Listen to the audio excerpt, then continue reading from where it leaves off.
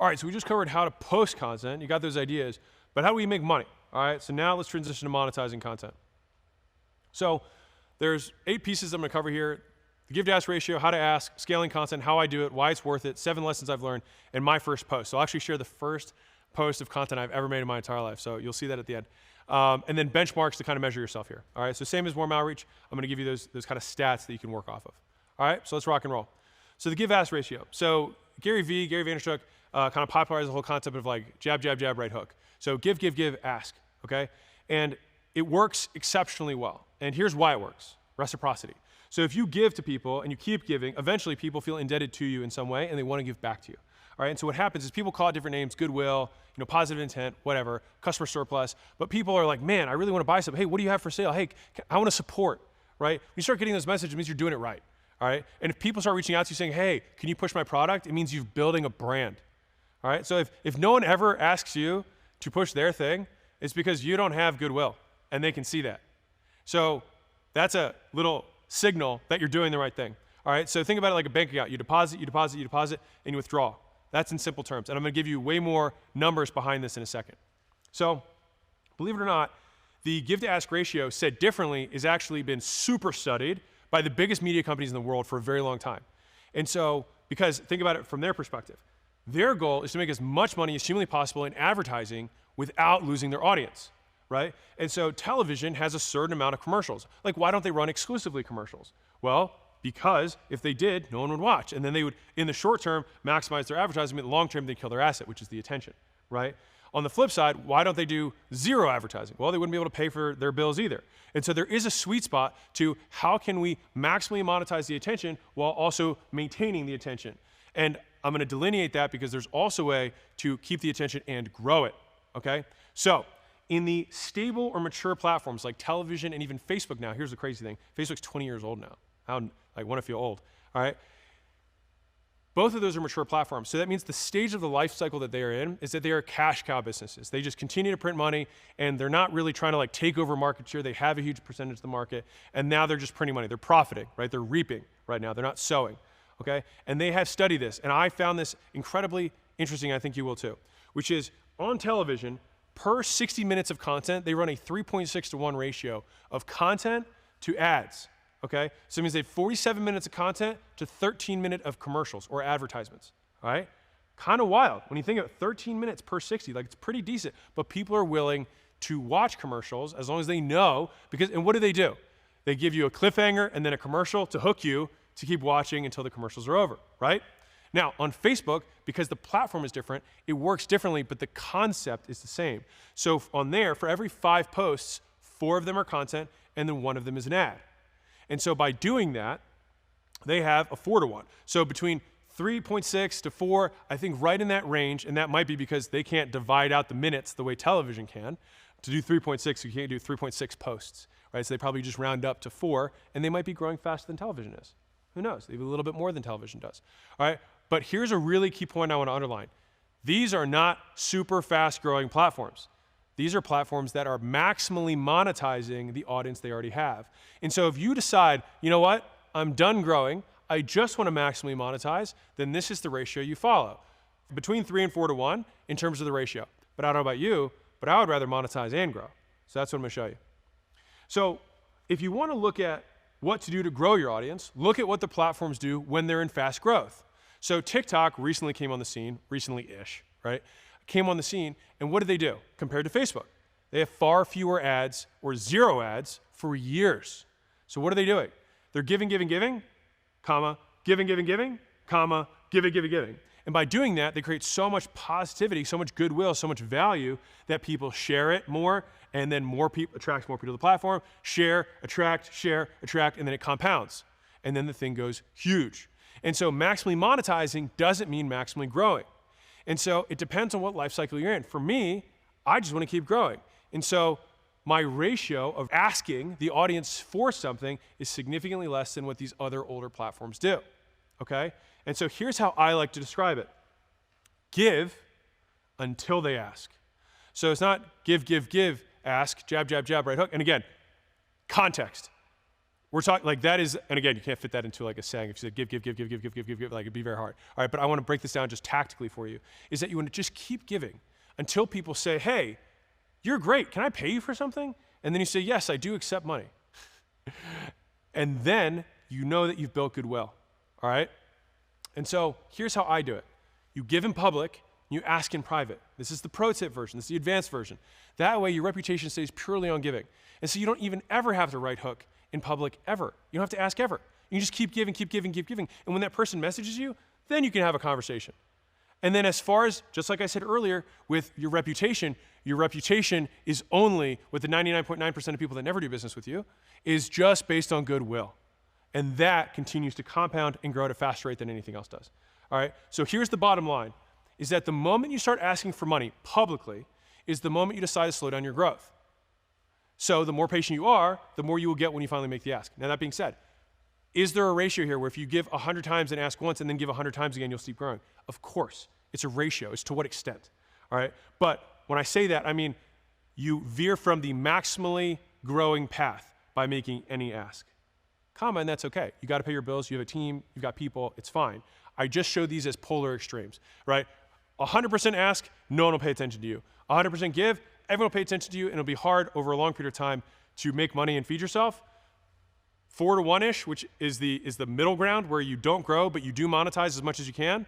And then we want to be, in my opinion, on this side of that ratio, especially if you're trying to grow your audience and make money. All right? And the further this way you are, the faster you'll grow. And you just want to make sure that if you are going to right hook, that it counts. And ideally, if you really want to be smart about it, like the real, is that when you do a right hook to an audience, believe it or not, you can continue to reinforce your brand and actually continue to deposit goodwill if the thing you sell is exceptional. And the real is that most people's things are not exceptional. And so that's why it is a deposit, withdraw. But if you really play the game of business right, you deposit, and then you make money and still deposit. And so if someone chooses to buy a book from me for $2.99, do I think that that transaction nets them significantly more for my brand? Yes, I do. And so even though Amazon, Jeffy B won't let me give the thing away for free, I'm willing to do it at the lowest cost possible on the platform because I still think that it grows the brand and it reinforces goodwill. And so the idea is that brand over everything. And so you reinforce your brand with the giving that you're doing in your content, and ideally you reinforce your brand with the value of your product. And when you do that, everyone just continually wants more, and that's where you want to be. So that is the give-ask ratio. So you're like, okay, Alex, great. Well, I do need to feed myself. Understood. How do I ask? Here's how you do it. So, or at least here's how I do it. If you're going to ask in public, here's my preference, is that think of ask like commercials. You interrupt your own value with commercials about the stuff you sell. So here's me dancing on video, and they say, hey, by the way, here's this thing. You might like it. If you're this type of person, I think it'll work really well for you. Okay, great. Back to where we're going. That's it. Very simple. Just like a commercial on television, just like one of those posts, then you get back to providing value. Now, again, long term, that value that you ask them for should provide even more, and then guess what? The next time you do a commercial, even more people will choose to take action.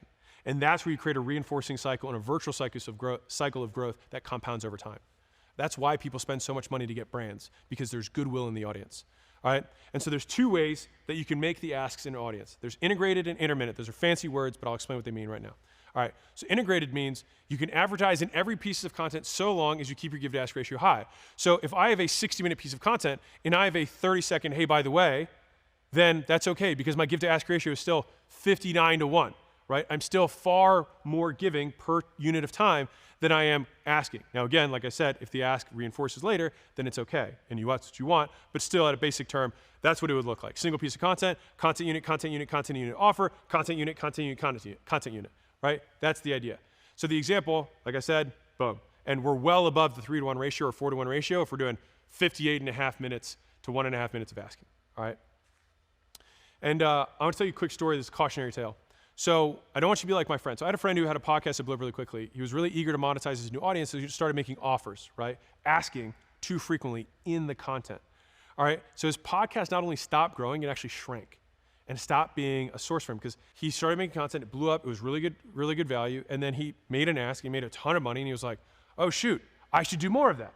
And it makes sense to do it, but you have to hold yourself back. He made the ask, and what he needed to do was go back to doing what he did before, regrow the goodwill in the audience, and then ask again later. But instead, what he did is he asked more and more and more. What happens is he got less and less and less from every ask, and then he asked more and more and more because he needed to pay his bills. And you don't want to get into that vicious cycle. So you want to hold it back as much as you possibly can, and then only ask with your hand open, not shoving it down their throat. All right? So my preference here is that I integrate the asks, aka CTAs, after a valuable moment or at the end of content. All right? And so consider trying one of those places first and making sure your audience growth doesn't slow down. And then you can add in a second, a third, and so forth. All right? And by the way, little tactic for you, if you have written word, a PS statement besides the headline is the most read piece of content, any kind of written word. Because most people read the top and they'll scroll to the bottom, see how long it is, they'll read the bottom. And so that's how most people read. And so make sure that those two things are some of the most powerful things you have. So if you want to have a CTA, you can put in the PS or the PPS.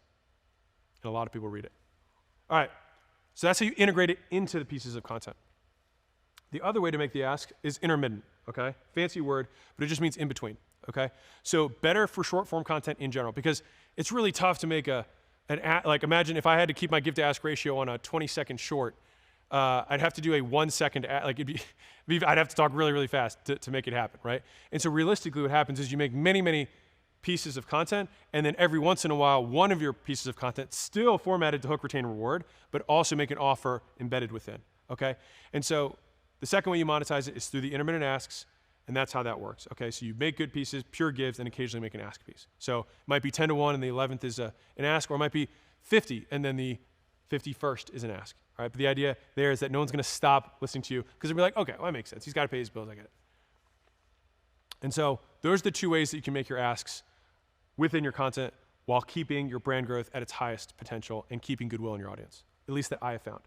And so let me give you a little lead magnet example to make this real.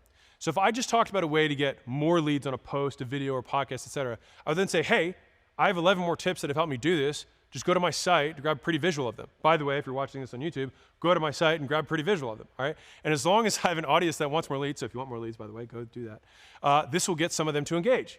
All right, so then the thank you page after the opt-in page for my lead magnet would display a paid offer of some kind, which I don't have because there is no paid offer. But if I did have that, that's what I would do. And bonus points if your lead magnet is relevant to the content you're advertising it, right? So if I'm talking about how to like clean skateboards, then I might say, hey, I have a free skateboarding. Again, remember we can have our lead magnets in different ways. I can give you a free bottle of the solution that cleans the skateboard. I can give you a PDF that explains how to do it. I can give you a video of how to explain how to do it. I can do a call to walk you through it. There's a lot of different ways. I can say you can bring it in and I'll do it for you, ship it in for free. And what do? I get a customer for life, so hopefully every other time they need to clean their skateboard, they come to me. Like lots of different ways, but if I'm talking about cleaning skateboards, then that's what I make my lead magnet relevant to. And if you do that, then you already have selected for the audience that has found this topic interesting and probably has this problem, and so you are offering a way to make their life easier. And you get more leads. And so here's an offer example.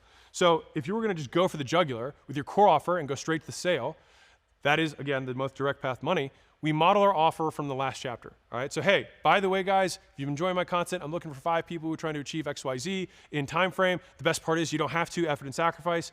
And if you don't get the dream outcome, I'll do 2 things. 1 is increase the perceived like of achievement, and 2, I'll hand you your money back, all right? And I will work with you until you do. And I'll do this because I want everyone to have an amazing experience with us because I'm confident I can over-deliver my promise. So if that sounds fair, DM me, book a call, comment below, reply to this email, etc. All right? Now, I don't have a call to action. That's not mine. I'm just saying that is how I would embed it. So you can either make a lead magnet as the thing that you're making as your CTA, or you can make the offer integrated or intermittent. Either of them work, and that is how you monetize the content, okay? And so, as an example here, inside of the books, so this is the offers book, and now that you have the leads book, at the end of every chapter, I say, hey, by the way, there's more stuff online that goes in more depth on these topics that I couldn't fit into the book. And I have some downloads and some swipe files that you can grab. And so people then go grab that. Now, if you're watching this for the first time on YouTube, go check out the book, right? And so you can cross-promote the things that you have. It's an easy way to integrate lead magnets into the content you have, all right? So you can go do that, by the way. It has a bunch of 5 stars. People like it. Okay, so right now, your action step is to do 1, pick. So pick either integration or imminent strategy, and then pick whether you're gonna do a lead magnet or core offer. And then get back to giving. Cool? Awesome. And that's how you ask. So now we go to scaling content. So you're like, okay, I gotta make content, I get the give to ask ratio, I know how to ask. So how do I make more content? Good question. So there's 2 approaches that I tend to think about. One is depth and width, and the other is width and depth. And so I'll explain how this works in sequence, okay? So if you're going the depth then width approach, it means you go deep on one platform.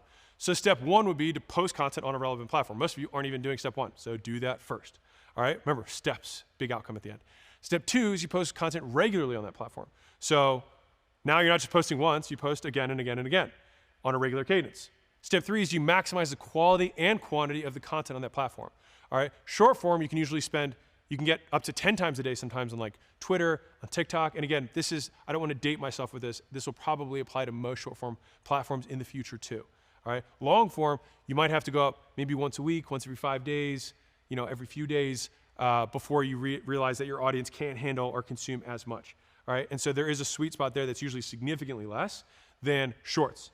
Now, once you've maximized the quality and quantity of the content, you then, step four, add another platform. So you basically go as deep as you possibly can, maximize one platform, and then you go to the next platform. And you repeat steps 1 through 4 until all the relevant platforms are maximized. All right, so the pros on this is that you maximize your return on effort. So if you have fewer resources, sometimes this is an easier way to do it because audiences compound faster the bigger you get. And so if you're good at one platform, then you doing more effort on that platform will usually get you more reward than also starting new on another one from a resources perspective. Like you don't have the resources to do that. All right, the cons, and this is a con, is that you have less low-hanging fruit. So you have less there's no omnipresence. If they can only find you on Instagram, they can only find you on your blog, they can only find you on YouTube or whatever, all right? And you become dependent on a single channel. Now, if you post racy stuff, that can be tough because you can get shut down or your reach can get constrained, et cetera. And that can be tough for a business if you rely on that lead flow. And so there are pros and cons for both. But if you are resource constrained, it's likely that depth and width will be the best first shot for you. Especially if you've never made content before. Don't try and master multiple platforms without even mastering one. The other way of doing this is the width and then depth approach, all right? So step one here is you post on a relevant platform. Step two is you post regularly on that platform. Step three, and this is where it differs from the first one, is that rather than maximizing that platform, you say, great, now I'm just gonna go to another platform, all right? And you wanna make the next platform the closest one to the current one. So for example, I showed you earlier an example of TikTok, a Reel, and it was 3 short video platforms. That one short video, it takes not a ton of extra effort to format it to each of those platforms. And so if you have a style of content that multiple platforms use, then all you need to do is that LinkedIn, Facebook for divider and just format it so it looks like other content that performs on that platform. And that's it. And so that can get you some low-hanging fruit faster if you know how to make short video or short text, right? And then that generalizes across platforms, right? And then at that point, step 4, you continue until you're relevant to all platforms. And then in step 5, you maximize all of them at once. All right? And so the pros are that you get a broader audience faster, all right? And you can repurpose it with little effort. The cons is that it takes more skill, more attention, more time, and more labor to be effective.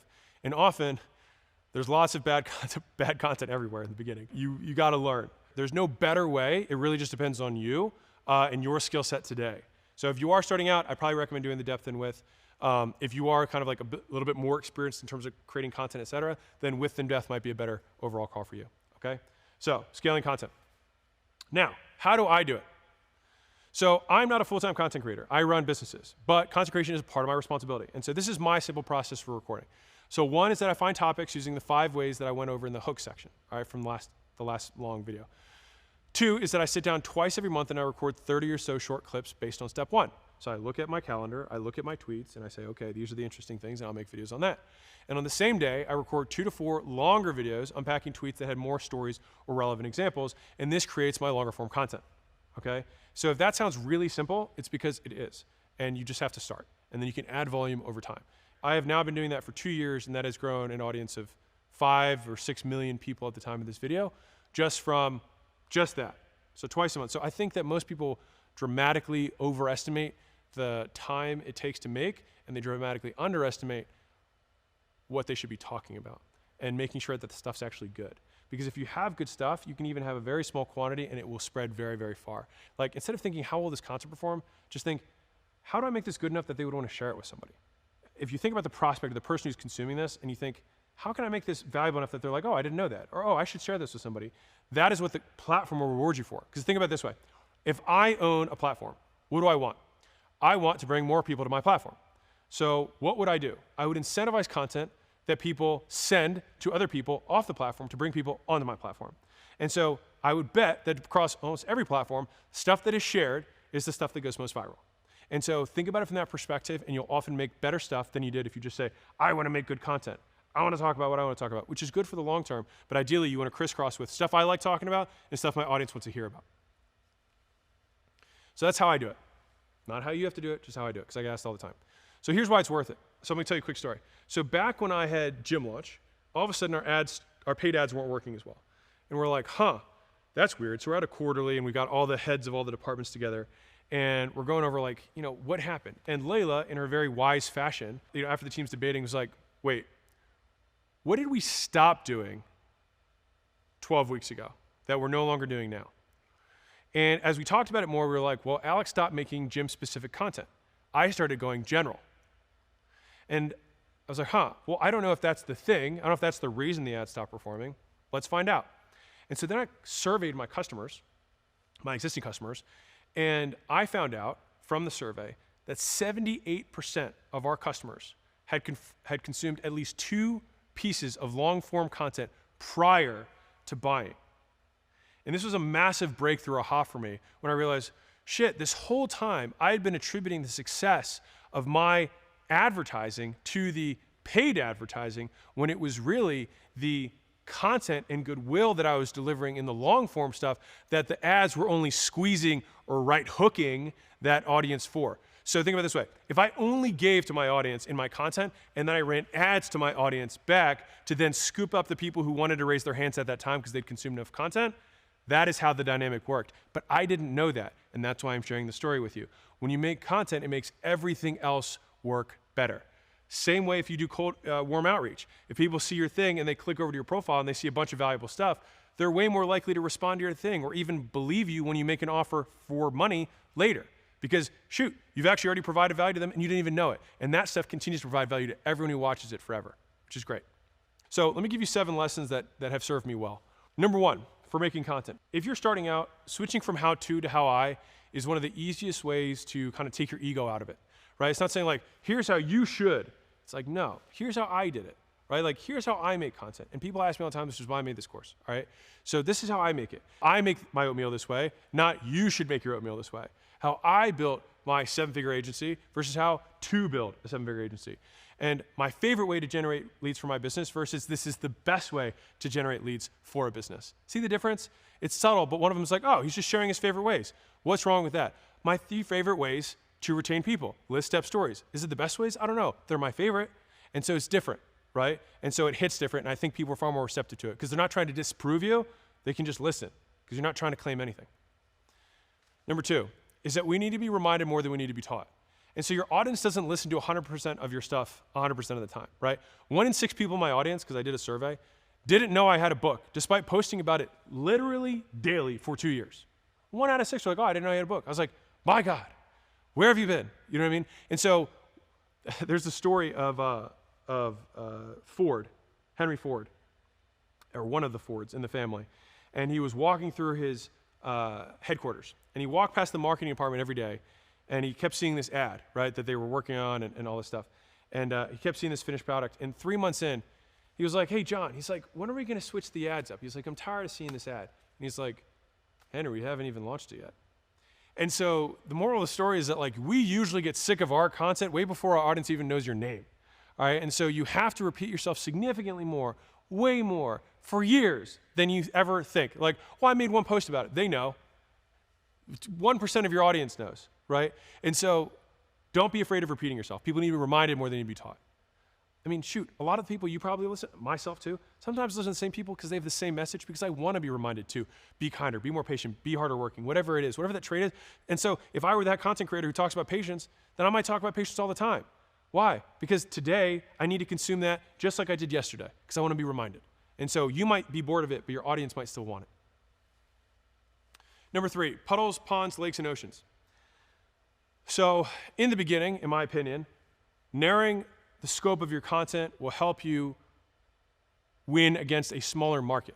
All right, so in my opinion, in the beginning, I'd rather compete in a small pond with little guppies that I got to fight against until I'm the biggest guppy, and then I can jump over into a lake, and then fight against the lake fish, and then jump over into the ocean and fight against the ocean fish. If you're a guppy and you go into the ocean, you're screwed, right? And so if you have a small local business, you probably shouldn't make general business content. It's not that you shouldn't, it's just that the likelihood that you succeed is really low. Why? Because there's massive business tycoons that make content, and if I'm gonna pick between two, even if it's the same content, I'm gonna listen to the guy who has more credibility. And so you wanna be credible about whatever it is. And so what you do is you draw a smaller and smaller circle about what you're credible about and that you can't be questioned on. All right, so here's an example. So if you're plumbing, like you're a plumber in a certain town, and if you do that, you can become king of that plumbing puddle in that tiny little town. And over time, you can expand your plumbing puddle to the general local business pond, and then the lake of brick and mortar chains and so forth, and then eventually the ocean of general business. All right, and so the idea is that you take small steps outwards as you gain more and more credibility. All right, because I think I want to say it's probably the number one mistake that I see, at least I perceive it as a mistake, is that you see the 20-year-old life coach. They don't have a lot of credibility because they haven't lived that much life, right? It's tough, even if their stuff's amazing. It's just not the credibility. But if they talk about the struggles that they have experienced and gone through and only talk about their story and talk about people they have helped, not what you should do in general for everyone, but talk about what they have done for the few people they have done it for, no one can question that. Here's Sarah, I talked to Sarah, and Sarah overcame her anxiety issue, and here's how we tackled it. No one can question that. No one's gonna attack you for that. But if they find value in it, then they might follow you. And what happens is, over time, if you do that enough, you might grow big enough that then you can start taking a sidestep and go a little bit broader. It's like, across all the people that I've worked with, this is what I found. Again, I'm just going a little bit broader, but again, no one can question me because I'm talking about what I've done, not about what someone should do. And that, in my opinion, is how you expand from puddles to ponds to lakes to oceans. Number 4 is that content creates tools for salespeople. So this is really tactical for the business owners, okay? Is that some content will perform better and get more people interested in buying your stuff. It's just natural. Some stuff just is a little bit closer to what you sell, right? And that content is gold because it's money for your sales team. So if you post a piece of content, all of a sudden you get a bunch of inquiries, I'm not saying post more of that content because it's probably a little bit closer to a right hook, and that's okay. You might have accidentally done it. It's fine. Get back to providing value. But you can scoop out that content, and there's 2 different things you can do with it. One is you can run that as an ad, paid ad. We'll get to paid ads later. You can run that, and that's usually like some of the best types of content, stuff that wasn't intended to be an ad, but then becomes one. And those murder because the platform already shows that they like it. The second is that you can create a list of greatest hits. All right, and this is what I did with our sales team, is that over time, you make enough content, you'll start having more of these, right? And usually they'll hit some specific concern of a prospect. This is gonna take too long. This might be too complicated. Does it work in my area? Whatever your thing is, right? And so what happens is, if you create that list of basically objections that people usually struggle with, and then the content that you've created that matches or overcomes those objections, you can then have the sales team have their greatest hits of tools they can use to crack through that excuse. And so if someone's struggling with it, then they can send them 1 or 2 pieces of content that are guised as content, but really are sales tools. And so it also gets them to consume more of your content between calls, and they're more likely to close, all right? And so if you label the hit with the problem it solves and the benefit provides the prospect, you can match the prospect with the thing that's right for them. So like the perfect bullet for the prospect to overcome it. All right. Number 5 is that free content retains paying customers. This one's actually a really interesting one that I've found over time, is that how a customer gets value from you matters less than where they got it from, okay? So let me explain what that means. So imagine a person pays for your thing and then consumes your free content. So they're a paying customer and they consume your free stuff. If your free content is valuable, they will like you more and stay loyal to your business as a paying customer longer. Because they don't separate where they got value from. They just know they got value from you and that the value they got was in excess of what they paid. And so in a very real way, more amazing free content retains the people who choose to pay. Because people are typically afraid, or business owners are typically afraid of giving away too much free stuff. But the thing is that you're not disenfranchising the people who are paying you. You're just further reinforcing that you are the right choice. Number 6. People don't have shorter attention spans, they have higher standards. I'm just repeating this because I think it's a main point, all right? There is no such thing as too long, only too boring. So streaming platforms have proven that people will spend hours binging long-form content if they like it. So make good stuff people like and reap the rewards rather than whining about people's shorter attention spans. I just want to reinforce this point because it's a big lesson for me and it just gets out of the excuse of all the algorithm obsession. It doesn't serve you. It doesn't matter. Focus on the value and the rest will take care of itself. And then 7, this is a tiny tip that I just want to share with you that we found on our team, and me personally, is avoid pre-scheduling posts. Okay, so this is kind of weird. Like this is a weird, like borderline woo-woo, but I don't think it's woo, and I think I can explain it. Is that the posts that I manually post perform better than the ones that I pre-schedule. That's an observation. My explanation for it, I can't prove. This is just my explanation for what I think it is that when you manually post, you know that within seconds you're going to be rewarded or punished for the quality of the content. And so what it does, in my opinion, is it gives you that last little second of like, is this good enough? Or like, do I really need to tweak this caption? Or is this headline right? And it just gets that last little bit because you're about to get rewarded or about to get punished the moment you press submit.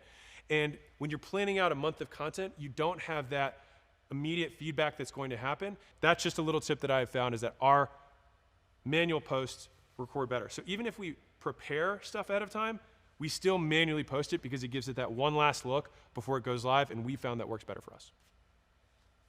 And so I told you at the beginning that I would show you my first post ever, so this should hopefully break the ice for you, is that you've probably been providing value to other humans knowingly or unknowingly for a while, all right? So this may be contrary to what you might have expected me to say, but the first post you make, it can kind of be like a State of the Union or a big announcement or like a coming out, if you will. You're making it known to the world of a new change in your life, okay? And so in that first post, believe it or not, you can make an ask. And it's because you've actually probably been giving for a very long period of time. So within the ratio, you're probably okay, all right? And so this was my first post I ever made. You can see 2013. So this marks my decade in business. So everyone, for those of you who know me, you know two things. One, I am terrible with all things technological. For example, I heard about Spotify just a few weeks ago, seriously, haha. And two, I love training, nutrition, and fitness more than just about a whole lot. So today is sort of special because it marks the day where my love of training vanquished, me trying to be fancy with my words, my fear of technology. So what do I mean? For the better part of a year, I've been taking part in a free personal training project with the idea that I'd give away my personal training to anyone who was willing to give some of their $500 to $1,000 to a cause of their choice. This way, they wouldn't have to be motivated by the same thing as me, but be motivated to give to their cause and benefit themselves. When I first introduced the idea, I was happily surprised at the amount of positive support I received. So almost a year from my first client, I now have a website to formally show some of the transformation that have gone underway using my programming as a formal means of contacting me about signing up. I currently have a few slots open in my roster, so drop me a note quickly. If you're interested, thanks so much. Take a second to check out some of the ridiculous transformations in record time. Check it out. Do I think this is the best post ever? No. Do I smile? I mean, you can probably see them smiling reading it, because like, I'm proud of that guy, you know what I mean? I had a job, and I did all the stuff I'm telling you guys to do. I reached out to people who knew me, and I started training them, and I did it for a year. You know, I did it for a long time before really even announcing this to the world. And so it took me a year before I even made a post. So I was doing it privately via DMs for a whole year before I even announced this stuff. And so pretty cool for me to show you this, but I was just glad I was able to dig this up. And I just say, like, just start, just make the first post. And if you make a post and you don't have a following, that's okay. You might have to start giving more for a longer period of time before you can make an ask. Again, and that's okay. You didn't expect it to be easy. Of course it wouldn't be. Most things worth doing aren't. Okay, so don't be afraid of what other people think. If someone won't speak at your funeral, you shouldn't care about their opinion while you're alive, all right? So just something that helps me get through some of the harder times. And so that was my first post, and you might be wondering, what are benchmarks? All right, and so here's my rule of thumb for you. I'm not gonna give you as many metrics, but if our audience grows, we did good, all right? If our audience grows fast, we did gooder, all right? So I like to measure my audience size and speed of growth monthly. So a rule of thumb that I like to follow is the more things you measure, the more ways you can win, all right? I got that from Dr. K. So total followers and reach is how big. So you think about impressions and you think about followers. So if I go from 1,000 followers across all platforms to 1,500, I grew my audience by 500. Amazing, right? A reach example is I go from 10,000 people seeing my stuff to 15,000 people seeing my stuff. I grew my reach by 5,000. Amazing, right? Different way is the rate, so the speed of getting followers and reach, so how fast, all right? So example, if I gained those 500 followers in a month, that would make it a 50% growth month. So 500 new over 1,000 starting is 50% growth. Awesome. Example, if I reached those 5,000 extra people in a month, that would be making a 50% growth month from an impression standpoint. This takes maybe 60 minutes once a month to test this out. And if getting that data is enough to keep you going, because I can tell you in the early days on YouTube, because I didn't have a following, I started with 0. Like, fun side note, everyone starts at 0. Like everyone, every single account you see on every social media platform started at 0. Every one of them. And so if you were starting at 0, that's fine, all right? Like, it's okay, it's normal. And the cool thing is when you start at 0, your actual growth percentages are usually like insane. And so if you go from like 10 people viewing a video to 50 people, like, you should be stoked. And I'll just give you a little wrinkle for me personally. In the earlier days when I was getting 10 view videos and things like that, I used to think to myself, well, I used to pitch weight loss one-on-one. So if I got 10 people that got to see my thing, like that's a big win for me. And so if you think about it as a room of people that you're in and you're talking to them, it's still a super efficient way to reach lots of people, even if it doesn't feel big. And the only reason it doesn't feel big is because you're comparing yourself to somebody who's been doing it 10 times longer than you or 100 times longer than you. So if you can remove that comparison in terms of how you're doing and simply compare it to what you were doing as the alternative, which is probably in person or probably zero, or what you did yesterday, what you did last month, you'll have a lot more forward momentum, in my opinion, or at least that's what's worked for me, okay? So compare your growth between months and ignore everyone else. Now, remember, we can only control inputs. Measuring outputs is only useful if we're consistent with inputs. So pick the posting cadence you want to stick with on a particular platform. Then pick your ask cadence on that platform. That's how you're going to direct people to become engaged leads. And then start and do not stop. It's amazing what you can accomplish if you don't stop once you start. So those are the benchmarks, and that is how you monetize content.